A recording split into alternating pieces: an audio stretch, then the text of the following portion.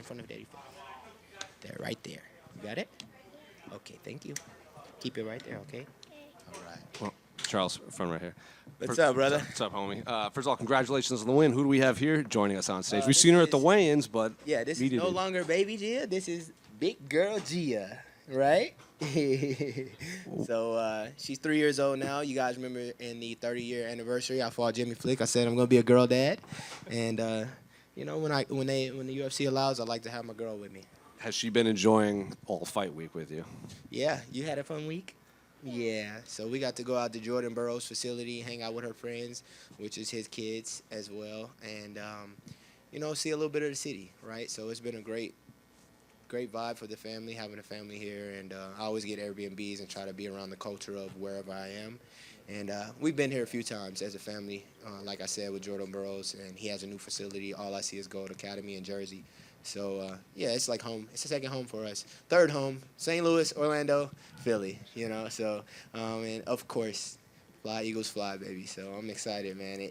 City of Brotherly Love, I grew up watching Rocky on VHS, every single one. Nobody had a Rocky song walking out in Philly. What the hell? So, you know, I had to do it. So going off of that, when they announced this card, were you immediately like, hey, Mick and Sean, that I have to be on this card? Well, you guys know I fought like 40 days ago, and it was just, hey, we got this opportunity. Would you like it? You know, you don't have to take it. And I was like, of fucking course, it's in Philadelphia. So, you know, I had to take it. It's in Philadelphia, and it's like a second home, like I said. When I started this thing, you know, it's only been 4 years. They call me the vet, but it's only been 4 years, 16 fights, most active fighter in UFC history, 94 days between fights. And for me, I always wanted to fight in St. Louis. I had the opportunity to do that in 2024. And now I've had the opportunity to fight in Philadelphia. So it's been special. It's nowhere else I really care to fight. You know, it's just for a belt. At some point in my career would be amazing. But I'm excited about the journey that I've had, and I'm really growing into a complete martial artist. As you all see, my jiu-jitsu has progressed a lot. And nobody's seen my back takes, my back controls, or anything. It's just about getting there sometimes. I know, right? So, yeah, once you get there, I know I can finish anyone. I hit these type of moves in practice all the time. Coach had all the faith in the world. If I get his back, he said, you get his back, the fight's over. And by any way you want. So just be patient and take it. So that's what happened. Before we get into the finish, I know he didn't have a lot of time to prep. You also didn't have a lot of time to prep. So I guess how did the fight play out compared to the expectations you had when you got this fight like 48, 72 hours ago? Yeah, I mean, I knew it was going to be a fun stand-up fight. All my fights are amazing. He's a Brazilian kickboxing champion, and I'm a fight in Philadelphia. I'm not going to go out there and just wrestle him the whole time and be boring. You know, I've never been a boring fighter. Even if fights seem to be boring, my fights are exciting, no matter who I fight. And so I don't have to think about being exciting when I fight. I just need to go out there and be the best version of myself. So we were excited about the matchup with the Choa. We saw things that we could do, and obviously he's a southpaw, so it was a totally different look than what we trained for. But most of the time in my career, I don't really train for a particular fighter, but you do train. I only had 40-some days to prepare for a Choa, so we watched film on here. We didn't watch film on this guy, but I saw him in a fight in LFA, and as you all know, I was the LFA champion there, so winning it and defending that belt on like 32 days notice one time, so you're not going to beat me as an LFA champion, and I'm the best LFA flyweight to come out of there, you know, and me and Brandon Moreno, I believe. So, you know, there's been a lot of great fighters come out of LFA, actually, in the Ed Soares promotion. So, you know, I'm like, you know, it's kind of that that pride thing, you know. I can't let him beat me. He's an LFA champ. I'm an LFA champ, too. Let's see who's the better LFA champ when he walks in here. But kudos to him. I'm just happy that I had an opponent to fight tonight. I know it was 4 days. It's tough. That's a very tough thing to do. I'm glad that he came, he showed up, and we was able to have a fight for Philadelphia fans. And the finish, how often do you actually, like, drill and prep that Scottish twist? I hit that at least once or twice a week on people in practice. So it's just about getting there. Here, hold this for me. You got it? Yeah. All right. Yeah, I hit that like once or twice a week during practice. All right. I hit it on Lucas Alexander. I've hit it on different practice teammates. So, but you know, it's something that I worked in. Patchy Mix actually showed me that move. So I'm gonna give him his flowers, man. He showed me that move about a year and a half ago. I was in Vegas training. So that is me. Who? Right there? Yeah. Yeah. Yeah. Yep. And just last one for me. I saw you post on social media, and then you also said at the end of your fight, you shouted out "shoot to boxing." I guess why did you think that this was the time to do that? Considering I don't, what they're going through right now. The most pivotal time for us to talk as athletes right now in this promotion is after we win. And I wanted to reverberate this throughout the MMA community. We are special because fighters see the world differently. We feel the world differently, and we can't let these fair weather fans sometimes out here and dictate what the true essence of our sport is. And it's on us to continue to remind everyone that it's a lot of love here. This is what life is, and when you lose somebody who's so close to you, as far as your journey, I felt it. As a father, I feel everything differently. So.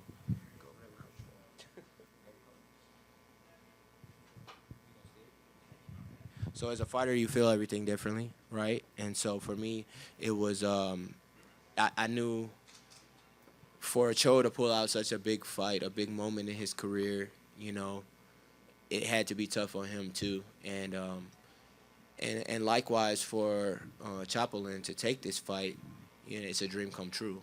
It's a blessing and curse for some people, and I think it's important to mention everything.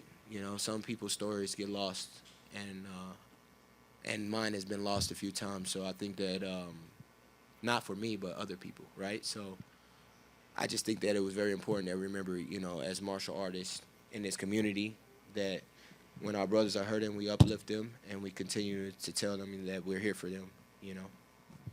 Congratulations, man. Thank you. All right, over here. So Ochoa falls out. How worried were you? I mean, given that you wanted to fight Philly real bad, right? How worried were you they wouldn't find a replacement for you? I wasn't, because I didn't know. I was signing posters, and they called me and said, hey, your opponent's not going to make the fight, but we have this person. I was like, all right. Okay, that sucks, but all right, yeah, sure. And they said the name, and I was like, I recognize the name. I got to see a face. Once I saw who it was, I was like, okay, yeah, let's do it. Just send the contract, I've spent a lot of money training. I spent a lot of money doing recovery, getting my whole team here, bringing my family here. So, not getting a payday is very important. I don't make enough money yet where I can just lose money for no reason, right? So I wanted to fight tonight in Philly, most importantly, and show my work and my effort and my team's work and effort, right? And, yeah, we were able to do that. So I wasn't worried about it. I didn't know. When you got the eye poke, right? And you were telling them, you were kind of looking at the ref like, "Hey, dude, come on, look at me, right?" Yeah. Like, and you just had to, kind of bite down. I and deal keep with the going. shit, right? Yeah. Yeah. But how much did the eye poke affect you? It was blurry up until he landed the second illegal shot, which was the knee. And then, so I just used that so I can get my vision back from the eye poke. The knee landed above, like on my eyebrow, and didn't land on the eye, but I knew my eye wasn't still recovered from the eye poke. It was still blurry that whole time, and so I was trying to blink it out. I got long eyelashes. It's tough sometimes, and so the eye gets wet, and then it's kind of tough to see. So I was kind of thankful he kneed me in the head on the ground, because it was like, okay, now I can see now, and I just wanted to get my eye clear.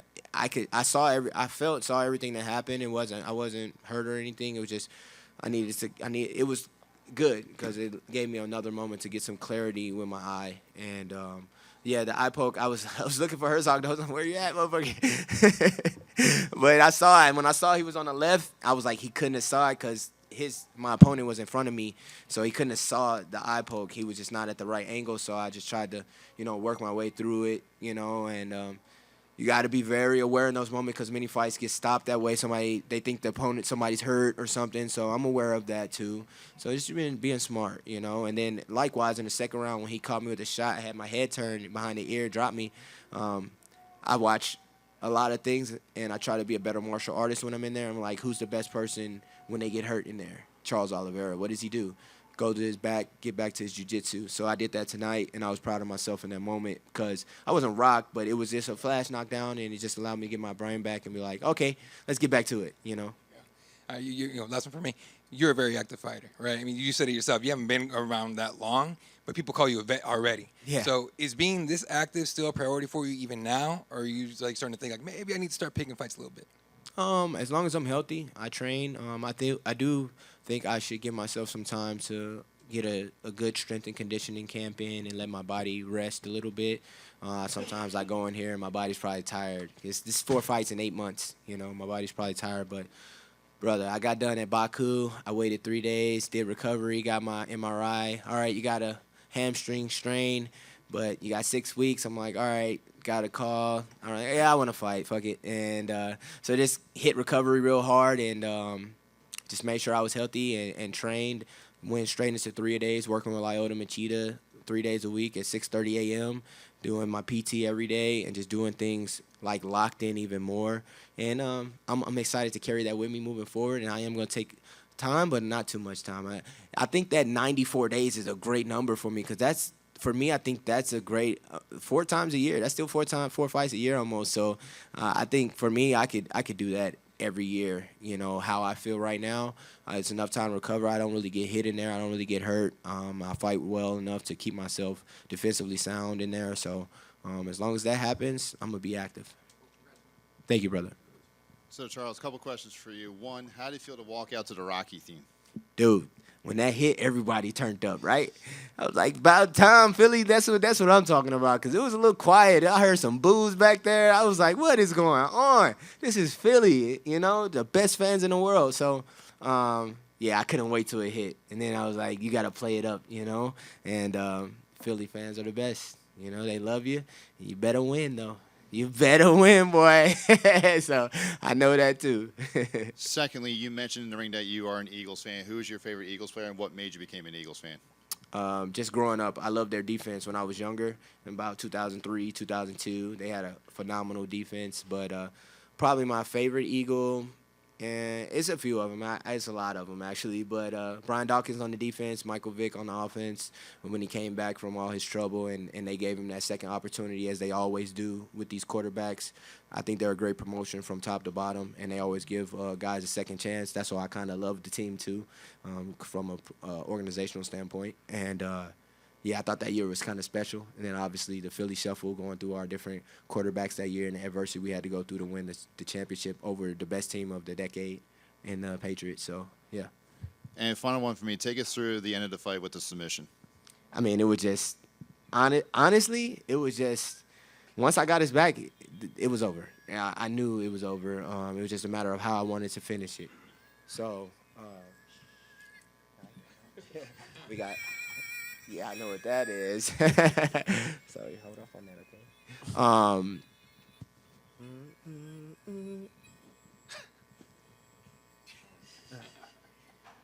Cold never bothered me anyway. All right, cool.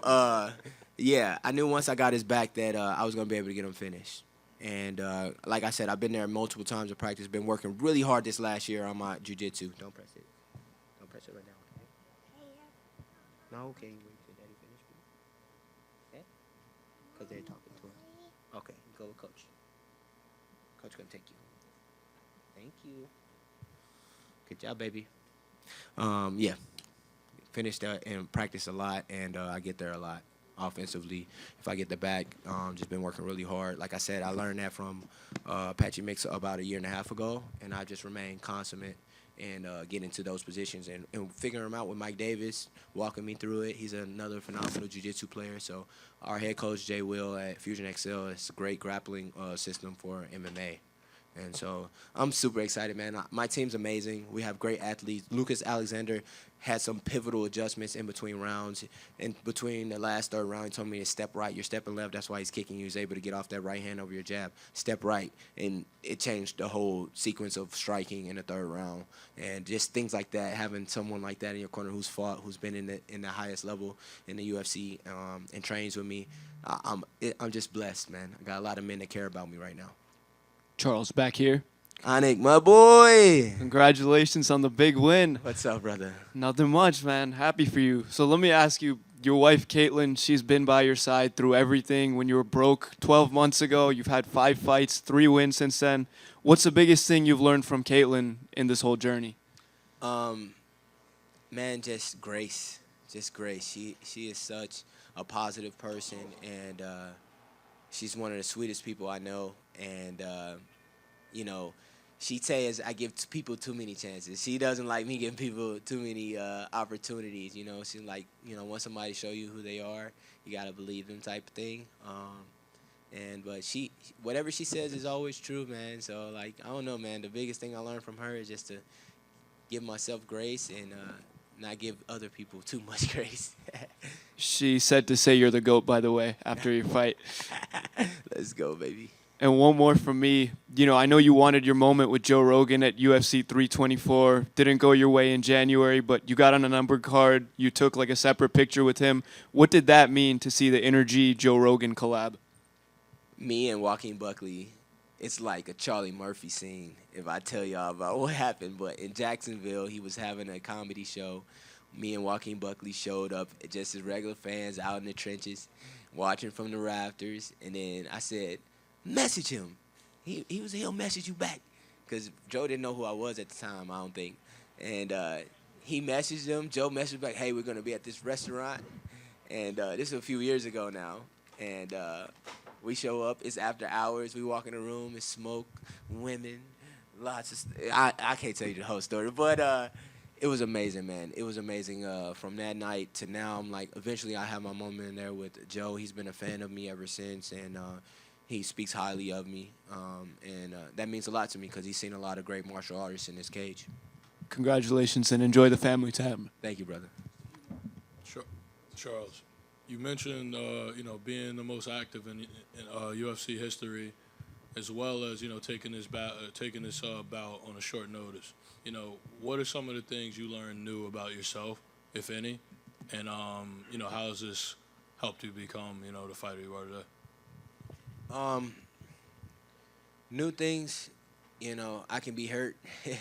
A long time I thought I was invincible, in there, and I never got finished, never hardly ever dropped, so having that extra awareness in there, sometimes it's not so well, but for me it's about keeping that championship mentality and learning, and right now that's what I'm trying to build within myself, if I'm being transparent, knowing that I'm the best. Yeah, I've beaten the world champion. Yeah, I've beaten the top 6 guy, these prospects, whatever. I fought the young up-and-comers. I fought the old guys, right? So it's just about knowing I'm a world champion, brother, and believing that right now. And my last one for you, just throughout fight week, even now, you had your daughter with you. Obviously growing and maturing, becoming the man you are today. But what type of motivations that kind of give you in the ring, and just what type of motivations that bring you to training as well? Yeah, man. Ever since I was like, when I graduated high school, I was like, I want to be a young dad, So when I was finally able to have kids with, God blessed me with the best wife in the world at 29 and 30. And, since we've been able to have these kids, man, it's just, some days it's tough as a man. You wake up, you got responsibilities, you got a lot of things you got to do, brother, and a lot of things on your head. And then you see them babies, man, you forget about all that, you just get to it, right? And that's what it is, with my girl. And now my son's 11 months. Y'all ain't seen Cyborg yet. He a little chunky dude. He got rolls all down his arm, little happy boy. So, yeah, man, those kids keep me happy. They remind me of what's most important, and because I can be very demanding on myself, right? And so for me, that's what it's about, seeing them, and they just bring me back to everything's good, brother. We just keep working. Thank you. Did you know you fought the same time the Eagles played tonight? Yeah, 7 p.m. Yours Right? Yours went better than their game's going. Yeah. It's all right, man. It's preseason. We trying to see what we got, baby. We know what we got up front. You know what I'm saying? We know what the first, second string. We got to see what's back there in case we get in a little. What happened in the past? We needed a little back people, to step up. So we just seeing what we got. That's all. We know what we got up front. It's all right. Thank you, guys.